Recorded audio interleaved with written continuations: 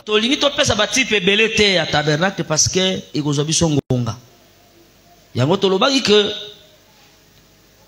awa l'apôtre Paul dans Hébreux 9 a expliqué que le tabernacle avait seulement deux parties. Tolobi yango iyo. Parce que quand on appelle le tabernacle, ils ont dit parvité. Nous avons démontré que parvis c'était le quoi le pango. Le pango parcelle il y a nako. Comportement vous allez constituer que place va ça la service, vous allez gars moko au basalaki mais ils ont divisé en deux. Yango na le bilapé tobaki bien que ça le kola. Le pango salon pe chambre. Donc zoaka na image wana pour comprendre malam.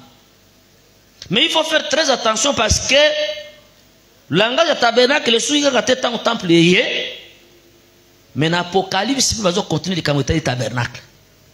Yango il faut faire très attention pour na kolobaka kate que ils allaient qui demeure provisoire ya Nzambe tango atama na Israël dans le désert. Mais tango siko to komina na Apocalypse que non voici le tabernacle de Dieu avec les hommes. Donc Nzambe peut habiter à continuer toujours dans le langage de tabernacle. Et tant qu'on continue dans le langage de tabernacle qui veut dire que tabernacle n'a qu'à ne tape nyonso. Le cause qui plan rédemption il sera toujours en vigueur.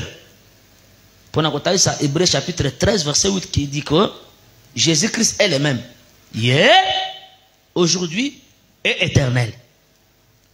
Tu vois qu'on voit baspegnon sur tabernacle ciment.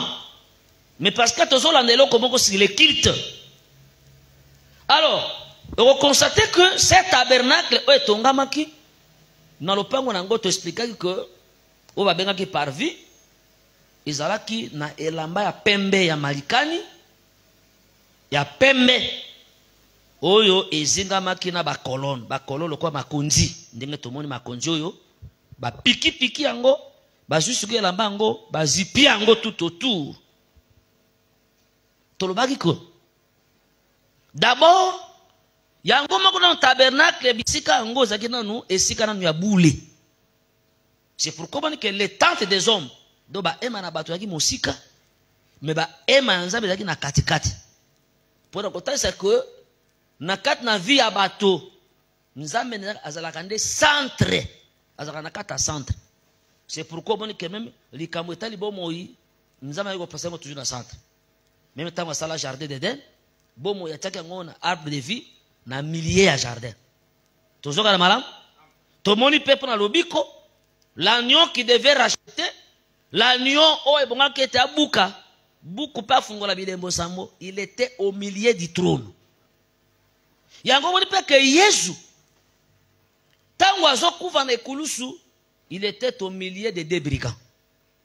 Amen. Ça dit que quand on parle du milieu qui veut dire les centres. Donc centre ya sali za mototé dans cette montagne tant gloire est apparaître tout le monde gloire comme la gloire du fils unique venu de Dieu. Et tant qu'on attend lango Elina Moïse va monani pene pembeni.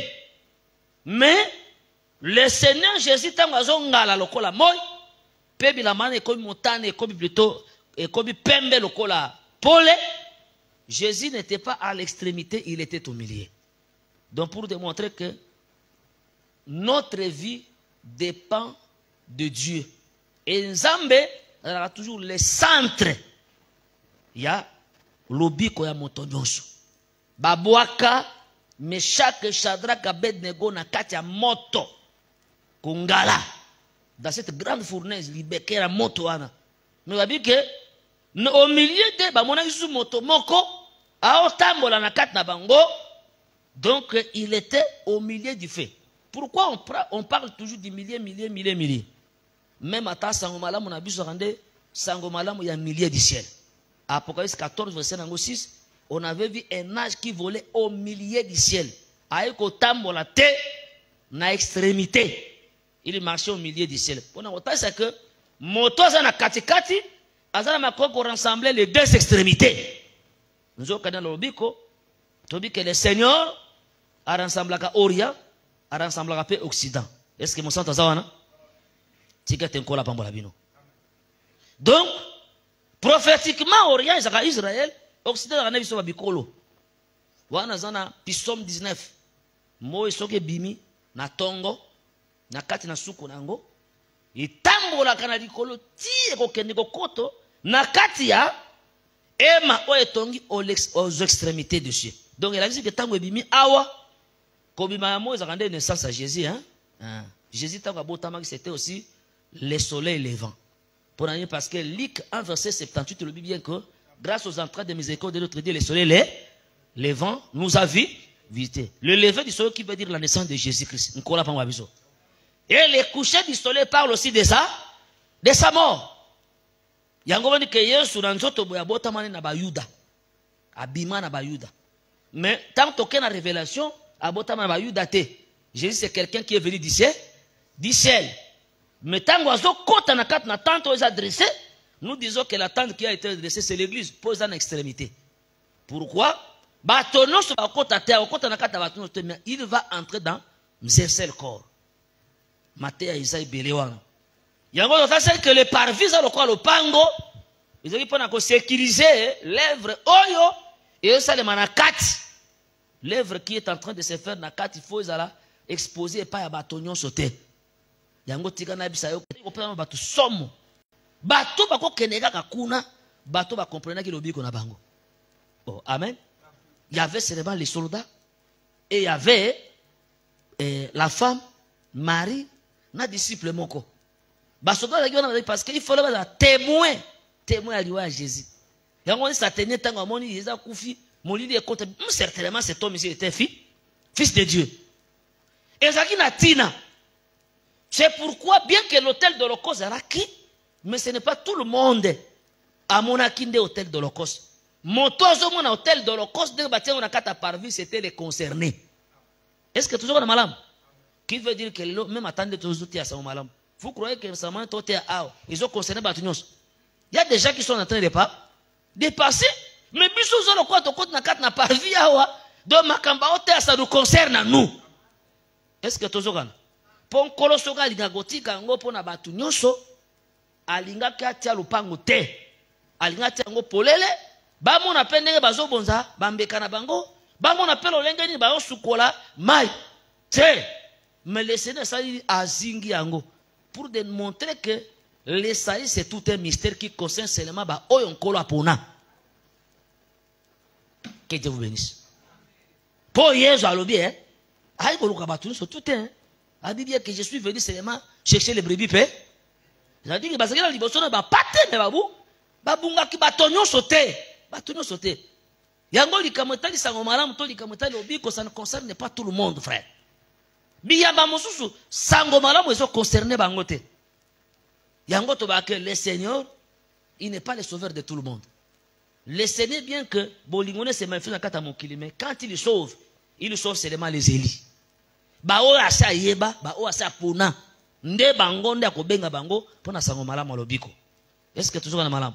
C'est pourquoi les parvis ils allaient dresser tout autour pour cacher l'œuvre aux Aïgo Salema. On est total ici l'hôtel de l'Holocauste, la cuve de rein qui contenait de l'eau. Le temps nous manquera qu'on peut savoir des détails dans bilo qu'on se parce que tout le monde est résumé à tabernacle.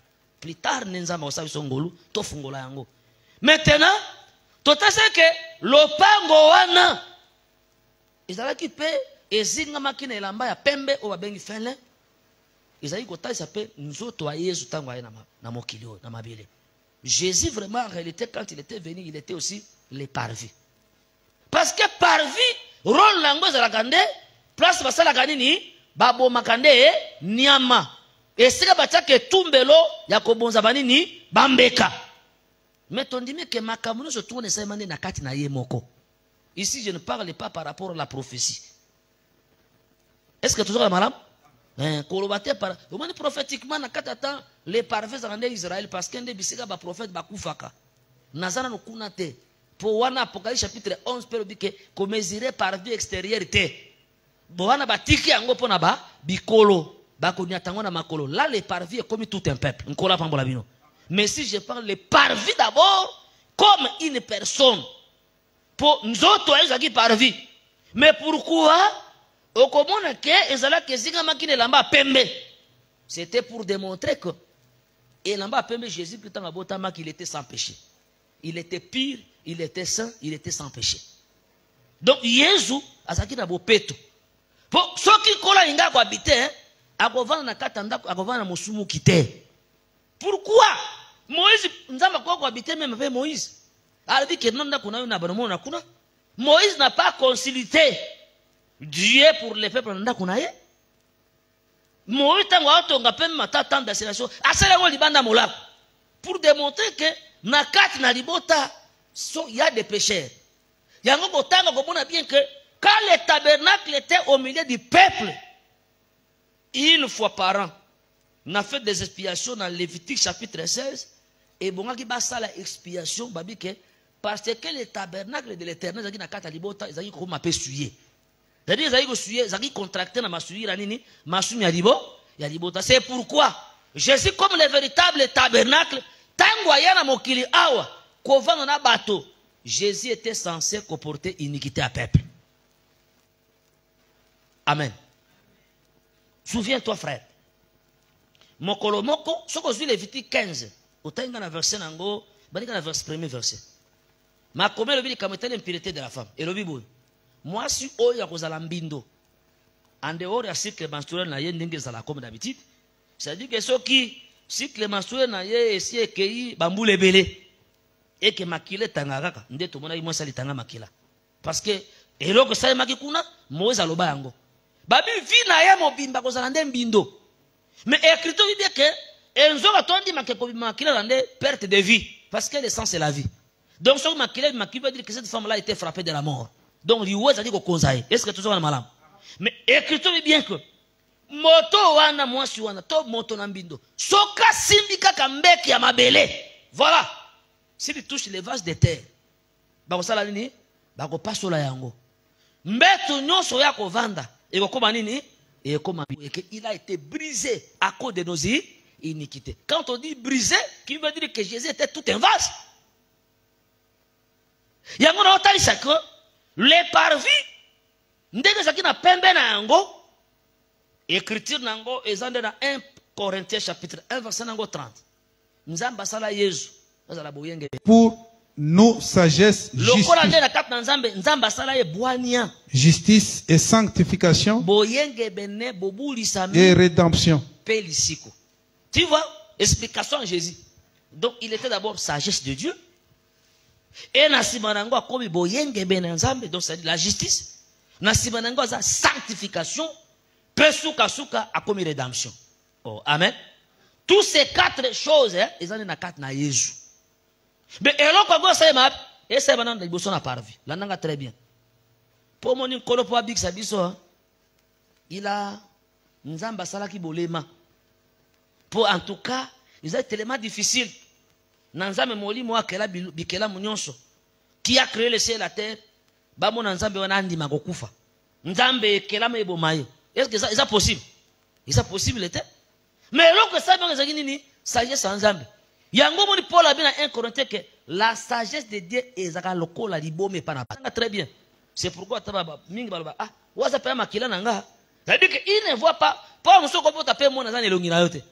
Azu monsieur pe elongi pe mamsu ya tata kulutu tata mwasi mamsu bandeko na basi azu elongi na bango. Oh amen. Que le père c'est tout un travail, c'est toute une œuvre. Le fils aussi c'est tout un travail. Donc kaka nzambe wana na likolo comme tata wa kelaka nyonso akomi asali nzoto. Et nzoto ango na kati na bato na ombre na langage terrestre Moïse a représenté ango lokola tabernacle. Na pesa ki bino be écriture 2 Corinthiens chapitre 5 verset nango 15 et verset 18. Dieu était en Christ réconcilier les hommes avec lui-même. Na pesa ki Colossiens chapitre 1 verset nango 16. Aussi Colossiens chapitre 2. Donc comment on a que toute la plénitude de la divinité habita en lui corporellement. Quand on dit corporellement, elle a dit que nous sommes sabonzambe et continue kati na ye. C'est pourquoi comme tout terre, tant que vous sur la terre ici, il commandait même les ciels, il commandait toutes choses. Comment on a que tant que vous na mabela, ils ont nzamo likolo kuna. Tika te kola pambola bino. Nkola pambola bino. Ça na église, to benge frère, mamso ko na fonction comme administrateur. na kuna aza mokonzi kuna musala na ndako aza papa epa na bango aza mwana akeseni te metango aza na musala bakobenge mwana te soka ye na église bakobenga ye directeur to inspecteur te tango aza epa na bango bakobenga ye mwana, mais c'est la même personne qui joue plusieurs rôles. Donc nzambe pe azaka ndenge wana kola pambola bino sikoyo Moïse a sa représentation. Mais le but ya Moïse ko sa représentation wana Dieu azaka na posande ya culte. Dieu a besoin du culte. Pas bien que culte ezaka lisusu éternité yiko sambela nini. Côté ya bongo te. Nkola pambola biso. Parce que pour rendre le culte, il faut qu'il y ait les objets du culte. Biloko ya losambo nde mwana siko ko za reconnaissant na moto sa nini a faire exister. Parce que wana nzamba comme une personne qu'on adore, pour ne pas dire objet d'adoration. Tikete kola pambola bino. Nkolo apambola bino. Il faut faire nzambe monena uti na likolo. Tinde ko koma na kat na parvi bisika sa nini akokoma nyama ya sacrifice sa nini akokufa. Donc tango azana liese, ton allié très saint, il est le roi. Amoni bapota bike non, en réalité c'est la même personne qui était mort mais qui est revenu. Ah, c'est ça la preuve Thomas Aïgo Luka. Abi ponani makazogi na bomoi, esra sa nini? Na mona ba marque ya bakuna que Isaac a saini, c'est kakufa qui a saini c'est. Mais en réalité ce n'est pas lui qui était mort, mais mutakufa qui est bélier. Mais bélier na Isaac bazaka mutumogote. Donc le père et le fils, parce que l'agneau, son père c'est le bélier. Le bélier c'est le père de l'agneau. Mais tant qu'après on m'a dit bien que c'est la montagne nous avons pourvoir bélier, à pourvoir nini un agneau. Mais tant que kuna oliba mon agneau, mon nini. Ah, est-ce que tu as dit que kola pambola bino? Nkolo pambola yo. De pour démontrer que la même personne là, ozala ki agneau, il était aussi le bélier. Yango tangu Jésus azobotambi ke bakobenga père éternel. Mais yo non oza mwana moke obotami. Mais non obotina noté. Bakobengo père ndengeni. C'est-à-dire que na rôle na gosala en réalité la création toute la création il dépend de panaye. C'est-à-dire que c'est lui qui a la parole, qui a créé toutes choses. Il est le père source ya makambo nyonso zane. Moïse a sali tabernacle. Tango a sali parvis, tozozo makambo nyonso tout était. To lobaki bien que na nord ezaki na mabeko, c'est-à-dire sans coudé. Na sud ezaki sans coudé, nango 15 d'écriture to pesa ki ebelé. Il y a Genèse 14 et 14. Nde to pesa ki pe d'écriture. So pe OK na Jean chapitre 12 verset 5. Okomona ke bazui valeur ya Jésus, ba bimise comme pe 300. Pona nini?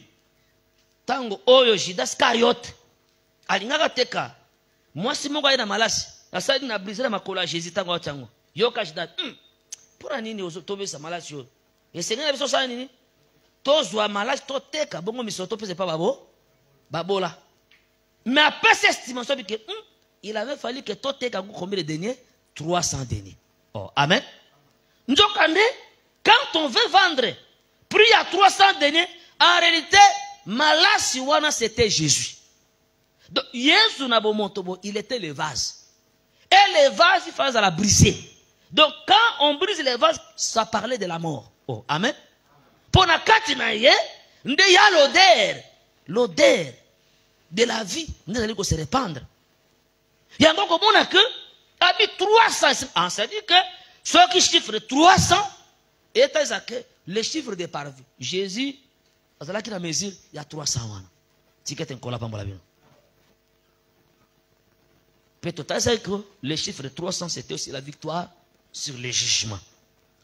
Moto ya koki kolonga kaka etubu ya nzambe eza yote eza nde ye yango ko remarquer que na parvis atako batiaki ba colonne mais les bases qui étaient en dessous ya ba colonne wana ezaki nde ba base de rein. Pourquoi batie rein? Oh bien-aimé Job azolela Job a dit est-ce que nzoto nanga eza motako? Ça veut dire que ceux qui Job a senti de souffrance nzoto na motako te. Ça veut dire que Job en réalité disait que il y a une souffrance que toi tu n'es pas un homme de douleur habité à la souffrance. Ça veut dire que souffrance na yo au badaki na 2022, 2023 et c'est le sira. Mais mon homme de douleur habité à la souffrance c'est le Seigneur Jésus-Christ. Pour passer oyo asupporta yo kosupporte te. Est-ce que tozoka na malamu? Po moto no soka azuka. Donc c'est lui. Côté kaye, mbongo va pesa pa babola, nzokande, mobola zaki nani? C'est nous qui avons perdu l'héritage. Toi qui babola. Des riches qu'il était, il s'est fait pauvre pour nous enrichir. Nzokande tango akufa, zaki nde poto za bomengo. Keba. Namsa batay no samatulu komoni.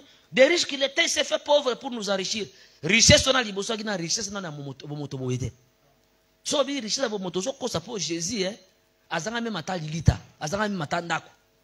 Ye mutalobi, ye bon alobi. Abi que les renards ont l'air ni et les oiseaux ont l'air ni, les renards ont l'air tanier, mais le fils de l'homme n'a pas à reposer sa tête. Même mata po na kolia. Il fallait pas pourvoir na besoin na. Est-ce que tozokan? Azao ke mbongo te? Oh, amen. Mais la richesse qu'il avait en lui, c'était la divinité. Donc, bon, Zambé, ça qui n'a quatre naïe, n'dé, toute une richesse. Donc, ça dit que ce soit comme qui pauvre par la mort pour que nous puissions avoir la richesse de la connaissance de Dieu. Et par cette richesse de la connaissance, on connaît la ligne. Parce que en connaissant la parole, comme la parole a créé toutes choses, et qu'on fait exister Makamoto, Zani na quatre na vie na biso. Mapangu, même atali kambo etali sa bonne santé mi bembo mi sala ba promotion et koyaka nzela pa parole mais somme tabi que non Jésus est riche nous sommes que omoni ndenga zaki kolata elamba na yale mais là ça bilamba ba ta il y a d'autres habits d'autres vêtements plus chers que les galets ko comparer en côté tikete kola pa biso so kaka na richesse d'abord physique yemoko nanu alinga za na via essence akota makolote akoza na groupe alinga nga ya ba mama te liquide bike ba mama wa soutenir ye na lotomo na ye. C'est pourquoi ministre yankolo azo mériter toujours soutien. Oh tozoka na asa ka ko mériter soutien kolia na ye il faut dépenser ko déplacer na ye ko futela ndako makamuso tu wana so moni kabi j'ai besoin de rien na comme na richesse keba na ye a servir nzambe peta bien te parce qu'un kolo et bongi a futa moto na musala zosala. Oh amen. Tala modèle ba Thomas, tala modèle na bango ba prophète tala bango. Il y avait des gens qui pourvoyaient à leurs besoins. Pour ceux qui m'ont commis dans mbongo ebele bago comme na licholi. Il ne fera pas encore un bon service dans la carte église parce qu'on s'attendre na nini. Oh amen. Ago gêner pour nani, ago prier pour na banime pour nani. Pour s'attendre le côté pour y avoir un patron. C'est pourquoi bon monto soit comme patron, un ministre comme un vrai ministre comme patron, ago pengwa. Tango ago telema na carte l'église, akuba na ba parole nini, ya arrogance. Oh amen. Amen. Bon mon na bango ebele na télévision. Ba ba se disant ministre. Soko frère, soko lingo kene na yo. Yo kasi tout moi $100 oyena ngana za ba mituka komela na mbongo komi ako mema po babi que les riches il parle avec dureté yango moni ke bale vite ata bazaki na bozi bazaki na bomengo na bango nzamba bada bango ke na privé bino musala mabili po bino boteka na musala sa ya sacerdoce mais musala bino bo bénir peuple o bango bakozala bilanga na bango ndeko zala pona ressources na bino nkola pambola bino. Comment on a testé aux Allemands, tout cas, aux Allemands, on parle aux riches. Est-ce que tu as? C'est pourquoi Jésus paie. Aïe, nous faire connaître la richesse de la connaissance de Dieu. Paie les hommes qui étaient à toi, au Pessinga Bango. Et je leur ai fait connaître ton nom. Les noms à faire connaître, c'était la parole. Et dans cette parole, il y a la richesse. Yango tolbake ministère tango salaka musala ya pona ko faire connaître bato te ndengo botama vie ezoza nango ndengo vivra na mwasi na yo o ndengo tanga ezana tina te. Montre-nous les pères, cela nous suffit. Pesa biso ta sa biso de combo yango nem très important. Maintenant Moïse tango sali parvi comme j'avais dit que le sang il sali 300. Ça veut dire que c'était la vie de Jésus sur la terre comme véritable parvis, comme un vase d'albâtre, où il a brisé, c'était par la mort. mais bakoteka ye pote misolo servi na babola. Et na réalité comme ça, Judas a teka Jésus na 30 cycles. Tango a teka na 30 cycles parce que il peut parfois bateki ye, mais basomba ezaki trésor église te. Bakeko somba etando mabele po bakunda ba obazaki babola. Oyi babola, ça dit que batwaki na mabele te. Tikete kola ba miso. Donc bakeko zuwa po ba ndokunda ba paya. Ba étranger ba zo esika sa nini ya kokunda bango. Et nous disons, frère, que toi, sur cette terre, tu es pèlerin et étranger. Donc, est-ce que va au Kundayo? So au Koufina Kishasa. Véritable lien à repos. Les gens n'ont pas été. Ba au Kundo na na place côté entre ces les terres des années. Ah, puis là, le Koutana. Pour des places à milieu de Moabit. On a pas vu ça. Oh, notre peu c'est moi dignité. Oui. Moi, je sais que même l'enterrement, ça coûte, hein. Ceux qui me souhaitent beaucoup, si monsieur me ça les dépenses, ça la dépense. Comme mépriser au hasard proche na yote. Au bac non bon, assez à confiner ma camosilité. Tomona Abraham, pour Kunda Sarah, il avait dépensé. Tomona Jacob, Joseph, tango ça la dépense pour na Kunda Tata nae. Ça dit que tout enterrement ça coûte. Et c'est toujours là. Mais il faut ça ma coquille pour na kosomba etando nini ya mabeli. Yango tondi make. Biso ata tokufi lelo. Notre vrai terre bakunda biso rande na nécropole te na mbensekete mais notre vrai terre c'est toute une personne yango sango malamu oyo ezandeli enterrement na biso moto moko afuta prix na ye pote yo lelo ozo bisika sépulture pourquoi po bokolo kolelo ko yulisama oza na fasta ko sekwa pokana ndima ke liwa pona mon centre zande ko pe mapé yango abike errer les morts qui sont morts dans les cieux. Babi ke bake babungi, ils vont se reposer. Ceux qui yo liwa pona yo za reporter yango soko ko omonika mwa lido ko mekusa na pe. Ngana nazokufa. O bande obanga uzana nyongo nini? Mais tambola kana via sanctification pour banga liwa te. Apôtre Paul na apôtre Pierre ba o se pera bi ke c'est que bientôt na uzana nini? Na kolongwa na nzoto. Tikete kola pa mwa. So omonika muto zaka redevable pona ko banga ça dit que azana nyongo. Yango siko faut régler nyongona tango zo tamo na kat na vie na yo. Mettre vie en ordre pour on ne sait pas na kidiba riwe koya. Oh amen. Voilà. Mais écoute-toi en ordre. Alors on entend que les trois sabateki oh bateki il fallait pas ça mbongo et pas babola. C'est pourquoi ton démarque besoin de toujours richesse. Toujours richesse wana ko banzambe. Israël a rejeté na yango mais biso tozwa. Tango Judas a joué ateki même Jésus. Après ce temps, baba boma Jésus, ba sacrifice. Judas. Ayo ko zongi sambongo abike, na zongi sa tambongo, toyoka na kibongo te. Ya kasa go sa maseki, ke ba ko beteka fimba tika e. Bango ayo ko ndeba boma e. Siko tango yo mo wono seke, il fallait to teka. Tango teki, marchande ba teka wana zaka ni échanger ni reprise. Ça dit tango teka ke libela. Et le kola ke kuna, moto asombe ko sa na ngonde nga sa nini? Halingi. Si vous avez dit que vous avez dit que vous avez dit que vous avez dit que vous avez dit que vous avez dit pour la arrêté, c'est Israël qui était en train de rejeter le prix du sang de Jésus. Yango lelo baza bakwe na incrédulité. Mais ebonga ba somba pona bapaya. Bapaya c'était nous les étrangers, bison de ba nation. Nde église le to koti da kata sango malam et que tozu repos en Christ. Bango bazana mitelenga no parce que bamoni na esika kokundama te. Mais le Seigneur go visiter bango un jour ça bango grâce. Na lobi boy. Maintenant répartition à 300 coudées. To simba chiffre 300 coudées wana to simba yango 300. Et kabona ki koto longueur yango ezaki 100. Largeur yango ezalaki 50. Hauteur yango ezalaki 5 coudées. Très important ba chiffre wana. Na go aussi ça nous surtout te. Mais tant avec les cabotés longueur, c'était pour atteindre un peuple qui était éloigné. Nous avons à l'icolo, pour être mabélé, Dieu était éloigné. On a appelé ça l'écriture à Jérémie. Ne suis pas seulement les dieux de près, et suis aussi les dieux de loin. Et là, il est prêt pour un peuple, et il est loin pour un peuple. Mais les peuples qui étaient prêts, bah, comment éloigner? Les peuples qui éloignés, bah, comment prêt? Est-ce que tu as ah, Nkola Pambolabino. Peuple qui prêt, c'était Israël selon Romains chapitre 9.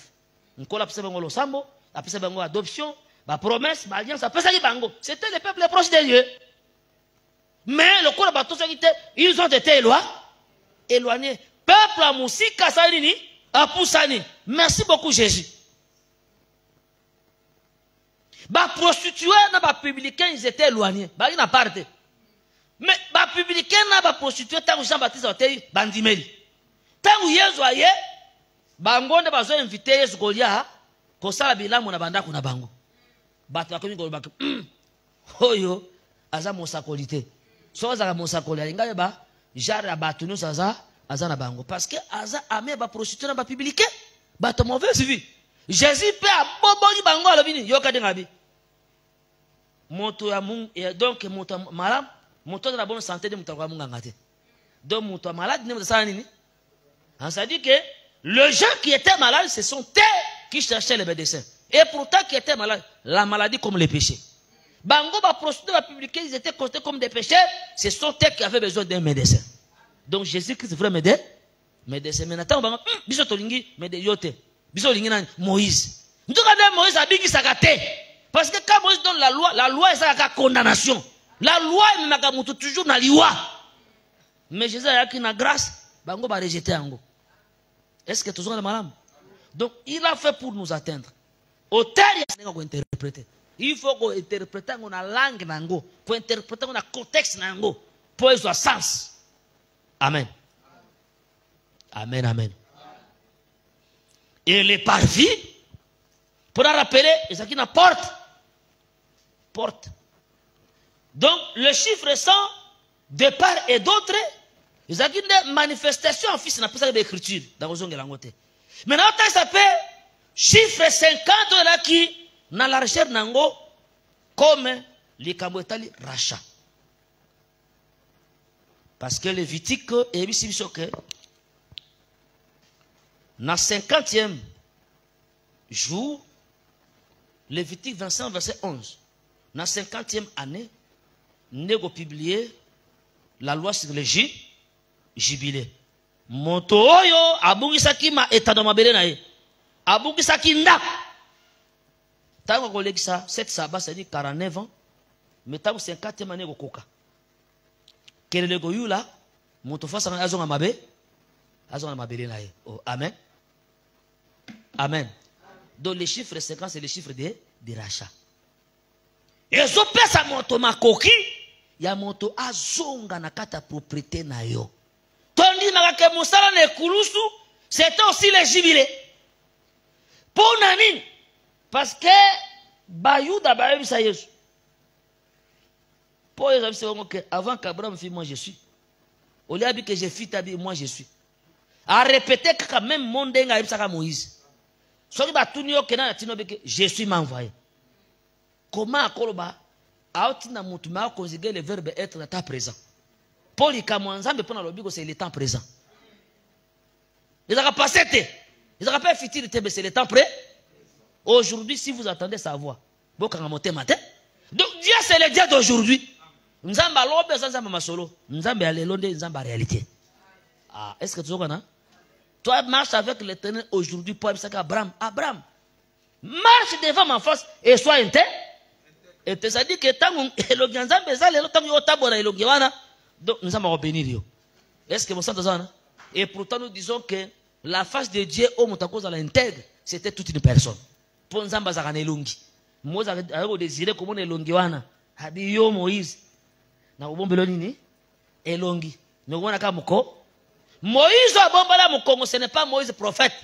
Moïse a bombala moko en Exode chapitre 33, c'était Moïse peuple. Mais Moïse prophète a mon ensemble elongi. Oh, amen. Abi Moïse, il parlait à Dieu face à face, bouche à bouche, comme un homme parle à son ami. C'est-à-dire qu'un prophète doit avoir la face de Dieu. Pour y expliquer peuple Makambu à Moni. Donc un ministre, c'est quelqu'un qui doit prêcher avec précision. Makambu qui n'a conseillé, au monde n'a conseillé, qu'on bête en haut solo pour Okosa. Okosa la mokonzindo tonae. Et pour te combat bien que tu ne pourras pas répandre les faux bruits parmi ton père. ton peuple, Exode chapitre 23, verset 2. Bana 1, 2. Babi koko répandre les faux bruités. Nous avons dit que les faux bruits, c'est le témoignage. Yango apôtre Paul a dit bien que ce qui te dit que Yesu c'est quoi? Nabakuvi. Et que Nzamba c'est quoi ça y était? Et que Makabango sur les assolotés, c'est-à-dire que tu commis ba faux témoin à l'égard de Dieu. Que ça y est, à ce que ça Christ, mais à ce que ça a été. C'est-à-dire que les faux témoins, c'est quelqu'un, ouais, à monité, mais alors, Makam, aux accords, contraire. Tu sais que tu colles pas mon vision. Tu colles pas mon vision. Ndeba to mususu batali basali ka lecture d'attend. Bon moni, ndege banje politique ndenge zo kendelo. Na moni ke nzamba ebisinga élection ozalate. Là il a lire c'est atali ka makaba d'actualité. Même atali comme atali dans la prophétie. Tokobona ngo eza makambo lecture d'actualité te. Otali frère moko aye na kati église elongine za misu neza mwindu, misu za rouge, yobika ke frère, tant natali opena frère, dona moni ke ndoza ba vutuma ebele. Wana osali lecture haya. Soit c'est un problème ya yo oziebi interprétation te ya langage nzambe. Prophète pas koza nga pe interprétation ni ya langage nzambe. Oui, même ata to bonango. To mona pe langage. Mutu azangi langage interpréter. Ayi kozanga azangi plutôt interprétation langage nzambe. Abi bon, ser songolo na moni nzambe apesali o grâce oboti mwana mwasi akokai nayo. Mais tango ayoko bota boti mwana mobali. Oh, amen. Nzokande Dieu ne parlait pas pour le temps présent. Nasuka lango sero na yoko bota pe mwana mwasi basai pe okokana mama nae. Ça dit que même les prophètes azagi troublés. Donc à comprendre l'interprétation. C'est pourquoi même moto alingazo sakola, il faut koyeba ko interpréter langage nzambe mala. Po bato mosu bakanga bango bandoki baza bandoki te. Na butolo tikaka mona kika mutakala. Aye na porte na ngai. Na mona ki mutakala, na mona comprendre que en tout cas frère yo azandoki. Wa biso bongo nani. Est-ce que mutakala so na kata ndoto zaka ndoki. Ba musu pe ko la gola so que mutakala qui veut dire que ça pauvre. Azo passé tant ya galère, tant de difficulté parce que les vêtements aussi c'est aussi ils rappellent le battre les autres comme richesse. Oh, amen. Ce qui ont dit gérer ngo bien te, on dit ngo azando, wano landi précis ba mokili. Po mutu so loti mutu na ndoto amoni aza mutakala azando, wanza bokoko ya africain. Est-ce que pas mundele pe aussi bon on dit mela yo? Que Dieu vous bénisse.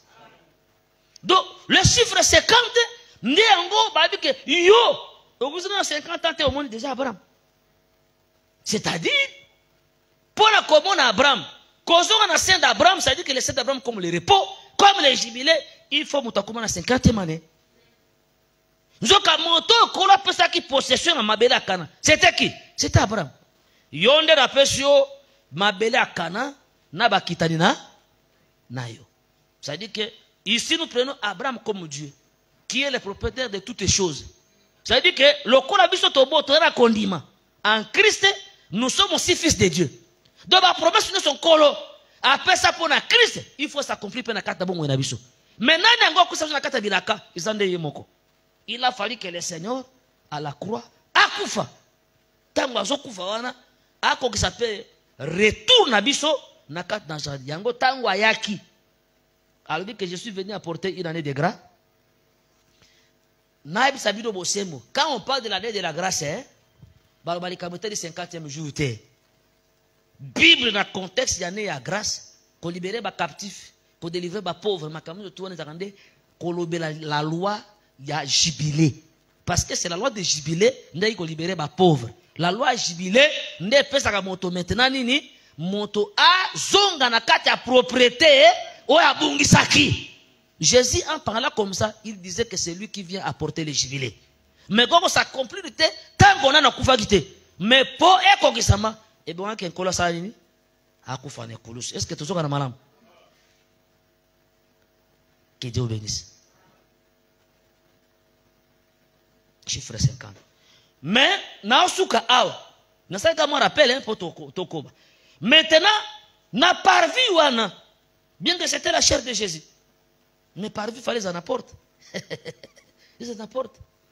Et si on compte la foi, ça. Parce que ceux qui nous ont entourés par vie, nous avons fait les peines à mesure, il y a 5 coups de notaire, Moutako sotete. Moutako kota bongote. Il faut porter ça là. Bokalesa bo lisolo ya feste oyo batesanga bakota na porte mbakuti moto monga sa nini akota na kati na salle ya fete azakile lamba fete te batuna ke nini batu kolo fete tuna ke mon ami outi okoti wa c'est-à-dire que moto tanga kota ne kuke ba identifier ka he oh que Dieu bénisse.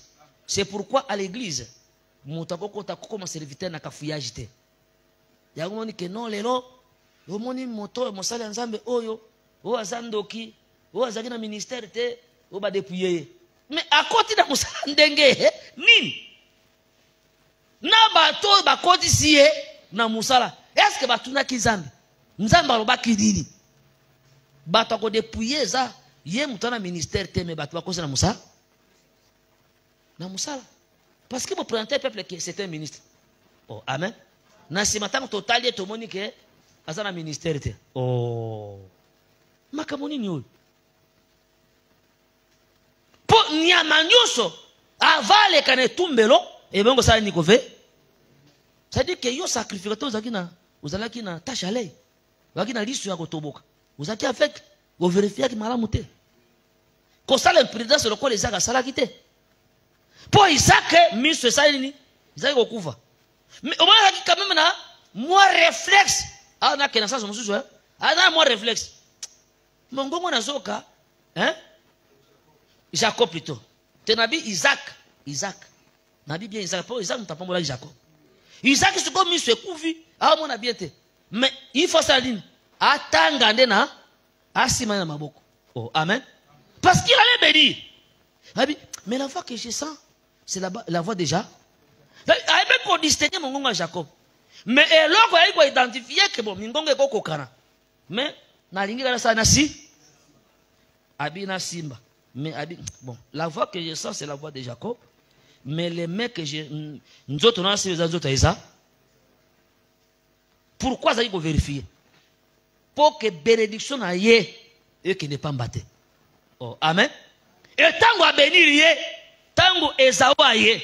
Asimba esute aki mongongo za wazole oh mais na sina pamboli moto ayaki liboso na yo est-ce que avec teke Jacob po ya botaki bana miba abi me nani yango ayaki liboso na yo papa commence à la ironie na yango ayaki liboso na yo po na sina pamboli osali na kopa akopambwa oh que Dieu bénisse et Jacob avait dit bien que il fallait se déguiser tout à côté c'est les armes des awa donc ayeba qu'il faut se déguiser.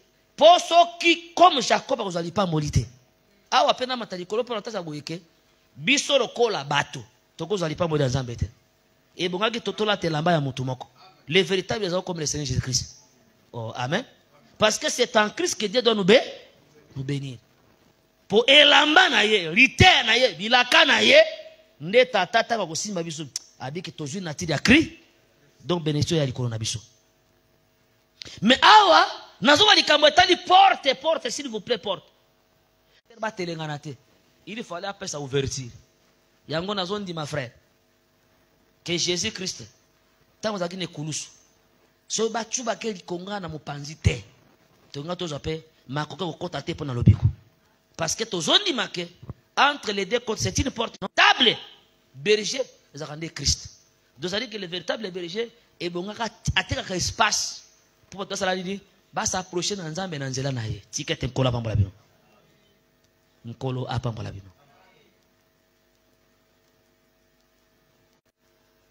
na sud et il y avait 10 colonnes en occident et 10 colonnes donc totalité à ba colonnes ça allait parmi ça allait combien 60 les fins là et lamba wana nzokande so kena quartier de quartier chapitre 3. Les colonnes, ce sont des personnes. Galates chapitre 3 et le Bible d'Abisso Boyeke. Pour la Bible, quand je montais dans Jérusalem, na kende okuta na bako, do bakolon bazakabato. Ma konzi o sala nini etele maka. Mais ma konzi ngo etele polelete, mais ma konzi ngo esimine lamba. Oh, amen. Amen. Ma konzi esimine lamba. Ce aucun a quantité de candidat que les colonnes, ce sont des hommes. Pourquoi? Parce que Salomon a dans la litière. Et tout autour de la litière, il y avait combien? 60 hommes. Ils sont en train de veiller sur l'œuvre que Jésus-Christ a accompli dans la chair. Les ministres de la parole, colonne. Yango apôtre Paul Biboye, si je viens à vous, je viendrai à vous pour Jésus-Christ. C'est-à-dire que nous représenté nos œuvres à parvi. Dieu qui était grand, mais il est devenu petit.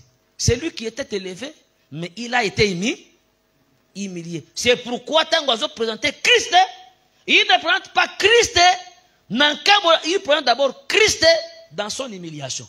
Oh, amen. À Philippiens chapitre 2, abike ozalaki na nkembo, azalaki te akokai na nzambe, akomaki lokola moto, akomaki lokola mosali, akomi lokola moto pamba, akufi tina liwa ekulusu. Po liwa ekulusu aki liwa ya soni frère. Mais Jésus a dit, son nom surtout. Oh, amen. Amen. Amen, amen. Donc ce sont des hommes. Donc nous pouvons présenter œuvre par vie. Ce sont des hommes qui doivent tenir la justice, la sagesse, la sanctification et la rédemption que Christ nous a apporté dans la chair. Il y a que yo pe église n'engozaona frère tosser vous avez colonne. C'est-à-dire que dans un yo il faut pas comprendre que écoute pe funga mapoda kwa baba tumsu ba comprendre œuvre à Christ. Ko la ka blocage te. Na lolenge na govanda. Ba to musu na zeo basana nini? Etele madebu. Donc colonne tango zo pikama na senango et vendre le colonne aérien. C'est-à-dire que est comme base. C'est-à-dire que moto yaza colonne à kotambola quant à la charité, à kotambola quant au monde te. Yango il est strictement interdit à un ministre abandonner tambola selon la chair. Pour ma communauté que celui qui marche selon la chair a ko sepir sans embêter. Qui veut dire qu'il faut tambola selon l'esprit. Et lorsque ça s'avis c'est l'œuvre il y a Christ une seule personne. Oh amen. Amen. Donc, les parvis, ils ont dit le quoi le pango. Moutakouk sango nanzo tu c'est Seigneur Jésus-Christ. Et Moussala na salango, nakata parvis c'était l'œuvre du sacrifice, la croix comme l'œuvre de la croix, et l'œuvre ya kiv de rein comme les baptêmes. C'est pourquoi toi ça batu boyeke. Ce que soit baptême ya soloté nakata sango maram. Ko kanisate ko kenelola. Lola za na simanda ko na binote. Les 16 a élevé, za musika. Mais pas monto. Akoba na lola ezaka na ekuke fo akota so akota na ekuke ora lola ekomi pene. Oh amen. Amen. Nzoka nde ekuke yango oyo ezaki wana ezaki porte, mais porte ezaki na rideau oyo ezaki na porte wana combien de couleurs? 4 couleurs. Couleur bleue, couleur cramoisi et couleur pourpre, couleur cramoisi peut faire les 4 couleurs. Les 4 couleurs c'était les 4 attributions. Il y a Christ comme le fils. Il était roi, il était serviteur, il était fils de Dieu, il était fils de l'homme. Donc, tous ces 4 attributions, ne sangisie. Il y a un trône, il y a un trône, mais bazo représenté na différents aspects. Azaki comme lion, il était comme l'homme, il était comme aigle, il était comme le veau. Mais toutes ces attributions, c'était l'attribution du fils sur la terre. Est-ce que toujours la malade? Il y a un évangile de Matthieu et présenté Jésus comme le fils de David comme les lions. N'est-ce pas? Mokozit, les lions. Sur aucun évangile, il y a Matthieu, il y a Marc. Marc a présenté Jésus comme serviteur. Oh, amen. Nous avons un serviteur, c'est le fils d'Abraham. Pour y aller, Isaac, véritable comme Manini, comme Akenango. Et évangile a dit que présenté Jésus comme fils de l'homme. De l'homme. Pour bazouiller l'igné, il y a Adam. Tangango bien. Dans Luc 1. Adam, fils de Dieu. Et évangile, il y a Jean, ils ont présenté Jésus comme le fils de Dieu. Il y a un Jean chapitre 1, au lieu Jean bandage Jésus sur la terre, au commencement il était là-bas. Aboy naye origine de Mabélé. Abike moto au monde wana, alaki moto na Mabélé mais il était Dieu. Est-ce que toujours madame? Et au commencement était la parole était avec à présenter. Donc, les 4 faces au tobo na kawana, c'est la présentation de l'amour de Dieu. La longueur, la largeur, la profondeur et la hauteur. La hauteur, c'est l'Éphésiens chapitre 3 ticket nkolo apambola bino nkolo apambola bino na osala ngor désimé pour ba détail pour yaka plus tard yango Christ tango yaki na mabele il était dans ces 4 facettes batmusu fils de David mutwana non quand le fils de l'homme viendra ba mon fils de l'homme côté mususu oh au monde sana et albi kaza fils de Dieu, ça dit que Jésus a pris tous ces 4 attributions yango musala yiko sala sur la terre mais zaki brandi na rideau c'était sa chair ou comme toute une porte, ça dit que l'attribution à celle où on va béler parce que na likolo kuna lion zalakate na lola lion zalakate. Oh amen. Et tous ces animaux là bazarane nyama il y a 6e jour na 5e jour, n'est-ce pas? Les lions azanyama il y a combien 4e jour 6e jour, veau azanyama 4e jour 6e jour, l'homme aza monte 40e jour 6e jour. Nabango se mutasaka distinguer œuvre à 5e jour c'est Isaac aigle parce que Dieu a créé l'oiseau dans 5e jour. Ticket nkola pambola bino. Nkola pambola bino. Qui veut dire l'aigle l'esprit. Donc Dieu qui est esprit, il s'est fait chair. Donc aux anzoto, azangombe, azamoto, azanini, azalion parce que ezane makambo za sur la terre. Yango nzambe po abik sabiso et bunga longa na likolo akita na mabele. Donc alonga na lié très saint ayati na parvi parce que na parvi nde bisika kuta na musumuki. Est-ce que tokani malam? Tikete nkolo apambola bino. Totele mato sambela kasi.